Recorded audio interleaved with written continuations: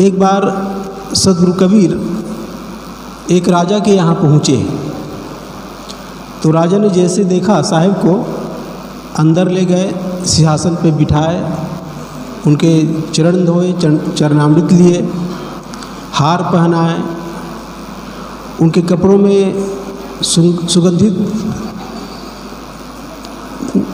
द्रव्य डाले, सुंदर जलपान की व्यवस्था किए। ये सब करने के बाद कबीर साहब ने कहा, बेटा ये मेरा असली सम्मान नहीं है। तो राजा को थोड़ा आश्चर्य हुआ, मैंने तो अपने हिसाब से सब कुछ किया, लेकिन साहब कहते हैं असली सम्मान नहीं है। तो हाथ जोड़ के बोले कि भगवान, हम संसारी लोग हैं, आप लोगों का सम्मान क्या है हम नहीं समझ पाते, तो कृपा करके आप ही बता दें कि आपका असली सम्मान क्या है। तो साहब ने कहा, मेरा सम्मान है जो मैं कहता हूँ उसके आधार पर तुम अपने जीवन बना लो, जी लो, आचरण में उतार लो मेरी बातों को, ये मेरा असली सम्मान है। तुम मुझे बाहर से खूब सम्मानित करो, सिंहासन पे बिठाओ, सोना चांदी दे दो, ये मेरा सम्मान थोड़ी है। मेरा असली सम्मान जो मैं कहता हूँ वैसा तुम जीवन जी लो, तो समझो मैं सम्मानित होता हूँ। और ये सही बात है, जब कोई छात्र शिक्षक के पढ़ाए अनुसार पेपर में लिखता है, अच्छा अंक लाता है, तो छात्र तो सम्मानित होता है, उससे ज़्यादा सम्मानित शिक्षक होता है, गर्व से कहता है कि हाँ ये मेरा छात्र है। कोई बेटा अच्छे ढंग से जीवन जीता है, समाज में नाम कमाता है, तो बेटा के साथ साथ बाप भी सम्मानित होता है। तो सद्गुरु ने कहा, मेरा असली सम्मान ये धन द्रव्य नहीं है, मेरा असली सम्मान तो है मेरे अनुसार जो चले, मेरे वाणी से जो निकली हुई बातें हैं उस पर जिए, वो मेरा असली सम्मान होता है। और साहिब जी का ज्ञान तो इतना महान है कि संकुचितता नाम की कोई बात ही नहीं।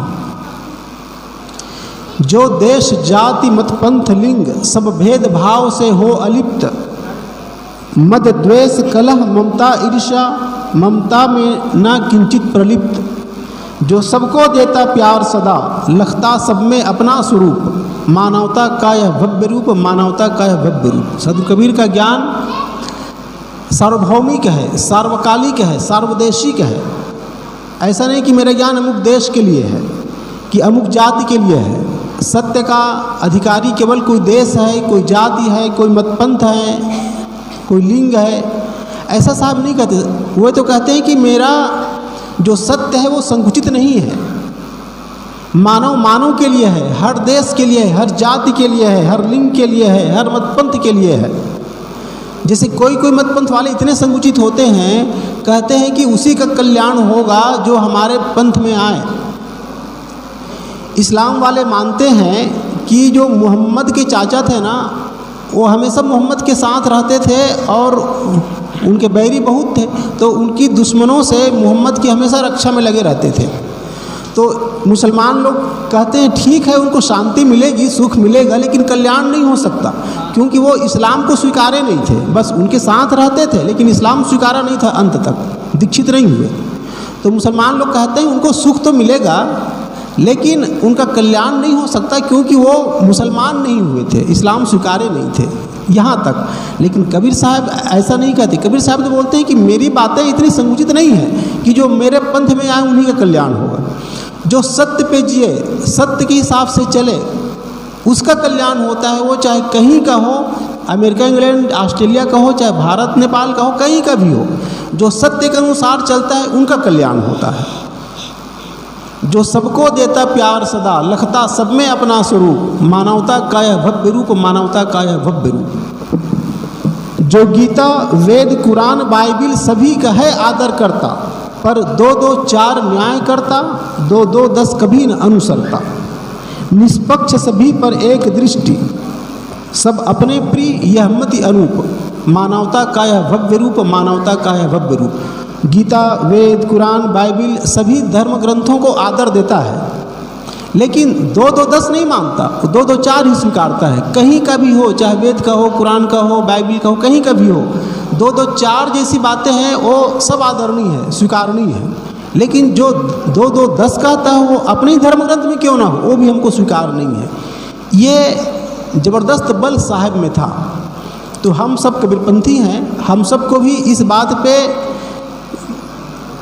हमेशा बने रहने की आवश्यकता है कि हम सबको आदर तो दें, लेकिन दो दो चार को माने, दो दो 10 को नहीं। अनेक लोग बोलते हैं हाँ सभी धर्म तो बराबर है, वो भी ठीक है कहता है, ये भी ठीक है कहता है। ऐसी बात नहीं है। दो दो जो 4 बोलता हो ना, वो स्वीकारनीय है, वो ठीक कहता है। दो दो 10 कहता है, वो स्वीकारनीय नहीं है। कबीरपंथियों को कम से कम जो पारक सिद्धांत को जानते हैं, मानते हैं, उनको अपने सिद्धांत में पक्का रहने की आवश्यकता है। जड़ पूजा, मूर्ति पूजा, देव उपासना, जाति पाति, ये सब के चक्कर में लगने की आवश्यकता नहीं है। आज संसार की हालत ऐसी हो गया है कि मूर्ति पूजा भयंकर व्याप्त है, भयंकर। मैं तो अच्छे अच्छे कबीरपंथी घर में जाता हूँ ना, तो वहाँ भी शिवलिंगी देखता हूँ। और आज जो भैया चल पड़ी है ना शिवलिंगी में पानी डालने वाला, तो कबीरपंथी घरों में ये सब भैया चालू हो गया है। मुझे देख के बड़ा आश्चर्य होता है। अरे जो 40 साल, 60 साल, 100 साल के कबीरपंथी घर है, वहाँ कोई शिवलिंगी घुस जाए तो देखो आश्चर्य होता है कि नहीं होता। तो हमको कबीर साहब के सिद्धांत को सही ढंग से समझने की ज़रूरत है और उस पर जीने की ज़रूरत है। अगर कोई संदेह हो, डाउट हो, तो संत जन इस क्षेत्र में खूब है, उनके पास बैठें, समझें जड़ क्या है, चैतन्य क्या है, और जो भी भ्रम, संदेह, डाउट होना उसको दूर करें। तभी समझो कबीर जयंती मनाने की सार्थकता होगी। और ज़्यादा न कहते हुए अपनी वाणी को यहीं पर विराम दे।